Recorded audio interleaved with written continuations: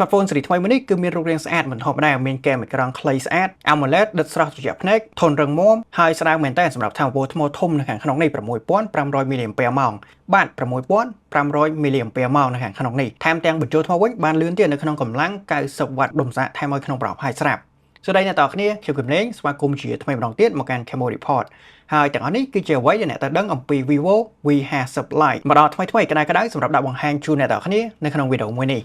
ដំបូងយើងមកមើលពីរបស់របរដែលយើងទទួលបានពីក្នុងប្រអប់មុនគេសិនបើភ្លាមយើងនឹងឃើញថាយើងទទួលបាននៅ Vivo V50 Lite នេះមួយគ្រឿងខ្ញុំដាក់បង្ហាញនេះគឺជាជម្រើសពណ៌ខ្មៅតែវាមិនសូវជាខ្មៅក្រឹបនោះទេចូលបែបលក្ខណៈស្វាយចាស់ពេលដែលយើងចាំងជាមួយនឹងពន្លឺមកគឺស្អាតតាក់ទាញម្យ៉ាងនិងមានជម្រើសពណ៌មាសមួយទៀតក៏ស្អាតដូចគ្នាសម្រាប់ឲ្យជ្រើសរើសនៅក្នុងទីផ្សារប្រទេសកម្ពុជាយើងបន្ទាប់មកយើងក៏ទទួលបាននៅខេសការពារទុនមួយល្អមិនមែនជាប្រភេទជ័រថ្លាធម្មតានោះទេដែលយើងធ្លាប់ឃើញភាគច្រើនពីមុនមកស្ដើងល្មមអត់សូវជាបន្ថែមកម្រាស់ទៅឲ្យទូរស័ព្ទនឹងទៀតទេនិងអាចជួយការពារផ្នែកកាមេរ៉ាខាងក្រោយនេះក៏ដូចជាយើងទទួលបាននៅសៀវភៅណែនាំមួយមានភាសាខ្មែរក៏ឃើញមានខ្សែ USB-A ទៅ USB-C បញ្ចូលចាក់ SIM សម្រាប់ដាក់ SIM 4G បានចំនួន2និងដុំសារកម្លាំង90 W មាននៅក្នុងប្រអប់ហើយមួយឈុតស្រាប់ទូខ្លួននៅលើនេះគឺធ្វើឡើងពីជ័រដដែលសូមចំហៀងភ្លឺរលោងនិងម៉ត់នៅផ្នែកក្នុងខាងក្រោយមិនសូវជាជាប់ស្នាមរៀបដៃច្រើនប៉ុន្មាននោះដែរងាយស្រួលក្នុងការចាប់បានប្រើប្រាស់នៅក្នុងដៃហាប់ណែល្អទម្ងន់វិញក៏មិនសូវធ្ងន់ដែរស្រាលល្មមហើយស្ដើងទៀតទោះបីជាមានថ្មធំនៅក្នុងនេះក៏ដោយនិងដោយអ្នកនរគ្នាបានឃើញស្រាប់បន្ទែក្រង់នៅលើនេះគឺមានគែមខ្លីមែនតើទូលាយ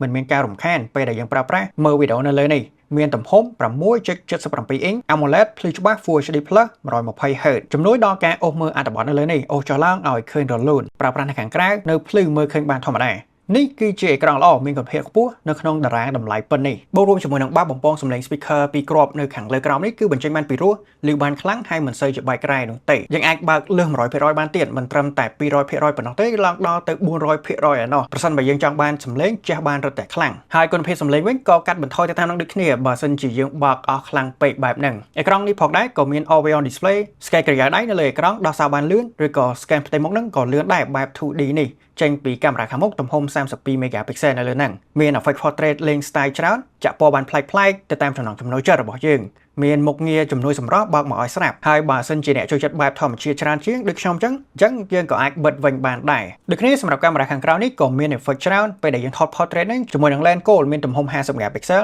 និង lens ជំនួយទៅលើ bokeh មួយទៀតពេលដែលយើងថត portrait ប្រៀបផ្ទៃខាងក្រោយហ្នឹងហើយក៏មិនចោលដែរភ្លើង aura light ជាជំនួយពិសេសសម្រាប់ពេលដែលយើងថតនៅកន្លែងងងឹតក្រៅពីជួយបន្ថែមពន្លឺវាក៏ជួយបន្ថែមគុណភាពដំឡើងសម្រស់ផ្ទៃពណ៌មុខយើងហ្នឹងឲ្យប្រសើរជាងពេលដែលយើងថត flash ធម្មតាទូទៅហើយកម្រិតពន្លឺភ្លើងនៅលើនេះគឺវាចេះកំណត់បានអូតូដោយស្វ័យប្រវត្តិបានទៀតកំណត់ឲ្យភ្លឺកំណត់ឲ្យខ្សោយទៅតាមស្ថានភាពជាក់ស្ដែងនៅពេលដែលយើងថត portrait ហ្នឹងហើយយើងអាចកំណត់កម្រិតព្រានៅផ្ទៃខាងក្រោយហ្នឹងបានទៀតអ្វីដែលចម្លែកមួយខ្ញុំមិនដែលសូវឃើញនៅសម្រាប់ smartphone តម្លៃខ្ទង់ប៉ុណ្នេះនោះទេជាមុខងារដ៏ល្អមួយសម្រាប់ពេលណាដែលយើងចង់កំណត់កម្រិតព្រាឲ្យខ្លាំងឬក៏ខ្សោយនៅពេលដែលយើងថតហើយបូករួមមានជាមួយនឹងមុខងារ AI ដំឡើងគុណភាពរូបភាពរបស់យើងបានដោយឥតគិតថ្លៃសម្រាប់រូបភាពណាដែលយើងគិតថារៀងស្ទើរគុណភាពហើយចង់ដំឡើងគុណភាពវានិងប្រកាសណាវាក៏មានមុខងារ AI ដែលជួយលុបវត្ថុមួយណាមិនចាំបាច់ចេញពីរូបភាពរបស់យើងបានជួយលុបមនុស្សចេញពីផ្ទៃ background រូបភាពរបស់យើងបានដោយស្វ័យប្រវត្តិហើយទទួលបានលទ្ធផលមួយស្អាតថែមទៀតដែលកម្លាំងម៉ាស៊ីននៅលើស៊េរីថ្មីនេះឃើញថានៅដដែលដូចគ្នាដូចទៅនឹង V40 Lite 4G មុនបំពាក់ដោយ Qualcomm Snapdragon 685ទំហំ6 nanometer មានផ្ទុកចំនួន8 core RAM 8GB បូក8GB ទៀតពី RAM ជំនួយនិងមានទំហំផ្ទុក 256GB បន្តែឈិបមួយនេះគឺនឹងអាចបម្រើកិច្ចការងារប្រចាំថ្ងៃយើងបានប្រើប្រាស់បណ្ដាញសង្គមតាមដានព័ត៌មានឆ្លើយតបសារឬក៏មើលវីដេអូនៅលើនេះនិងអាចធ្វើការយកមកលេងហ្គេម Mobile Legends, Rift, Honor King ឯបានក៏ដូចជាអាចលេង PUBG Mobile បានកម្រិត Ultra Frame Rate នៅលើនេះគឺដំណើរការដោយ Android 15ចេញពីប្រអប់ជាមួយនឹង Funtouch OS 15ដែរមាន Circle to Search with Google ងាយស្រួលយើងស្វែងរកអ្វីមួយបានភ្លាមៗដោយគ្រាន់តែចុចនៅលើរបារបន្ទាត់ខាងក្រោមហ្នឹងហើយអាចងាយស្រួលយើងធ្វើការស្វែងរកមើលបទចម្រៀងឬក៏បកប្រែអ្វីមួយនៅលើអេក្រង់ហ្នឹងបានភ្លាមៗនិងមានមុខងារផ្សេងៗទៀតដូចជាមុខងារអនុញ្ញាតឲ្យយើងដាក់វីដេអូជា wallpaper ហ្នឹងបានមកស្រាប់ដោយយើងមិនចាំបាច់ដំឡើងកម្មវិធីពីខាងក្រៅនោះទេនិងអនុញ្ញាតឲ្យយើងធ្វើការកាត់រូបភាព wallpaper ហ្នឹងឲ្យឃើញផុសចេញនៅពីខាងមុខម៉ោងនឹងបានផងដែរជាមុខងារពេញនិយមមួយខ្ញុំចូលចិត្តអ្វីដែលជាចំណុចដែលធំមួយនៅលើនេះគឺប្រកាសជាថាមពលថ្មនឹងហើយគឺវាអាចផ្ទុកបានរហូតដល់ទៅ 6500 mAh អញ្ចឹងអស្ចារ្យមែនតើជាអ្វីដែលយើងនឹកស្មានថាមិនអាចធ្វើបាននៅក្នុងកម្រាស់តែប៉ុណ្នេះស្ដើងប្រហាក់ប្រហែលទៅនឹង V40 Lite ចំនួនមុនដដែលតែថ្មធំជាងមុនបានរហូតដល់ទៅ 30% ជាមួយនឹងការប្រើប្រាស់ chip មិនសូវជាប្រើប្រាស់ថាមពលច្រើនទៀតអញ្ចឹងនៅលើនេះយើងអាចប្រើប្រាស់វាបានរហូតដល់ទៅ2ថ្ងៃទៅ3ថ្ងៃស្រួលតែម្ដងមិនចាំបាច់ឲ្យយើងត្រូវការបញ្ចូលថ្មច្រើនដងក្នុងមួយថ្ងៃនោះទេ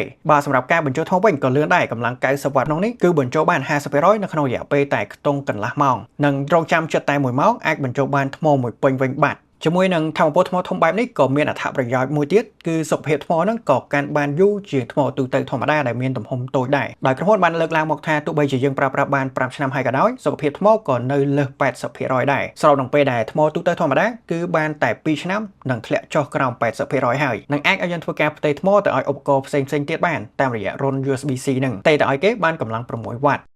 ដូច្នេះនេះហើយគឺជា Vivo V50 Lite ចូលមកជាមួយនឹងអេក្រង់ធំស្អាតជាងមុនថាវពលថ្មធំជាងមុនប្រើប្រាស់បានច្រើនថ្ងៃហើយនៅតែអត់ក្រាស់ទៀតមាន mode design តាក់ទាញចូលមកជាមួយនឹងភ្លើង Aura Light ប្រចាំតកូនិងមានតម្លៃដាក់លក់នៅក្នុងប្រទេសកម្ពុជាយើងខ្ទង់$300ប្រហាក់ប្រហែលទៅនឹងចំនួនមុនដែរទោះបីជាមានការ upgrade ទាំងអស់នេះហើយក៏ដោយអញ្ចឹងប្រសិនបើអ្នកចូលចិត្ត mode design តាក់ទាញបែបនេះក៏ដូចជាមិនចង់បញ្ចូលថ្មច្រើននៅក្នុងមួយថ្ងៃបញ្ចូលថ្មវិញក៏លឿននេះជាជម្រើសដែលអ្នកគួរពិចារណានៅលើទីផ្សារបច្ចុប្បន្ននេះហើយក៏អរគុណសម្រាប់ការទស្សនាវីដេអូមួយនេះពីដើមរហូតមកដល់ចប់ខ្ញុំគឹមលេងនឹងជួបអ្នកទាំងអស់គ្នានៅក្នុងវីដេអូក្រោយៗទៀត Vivo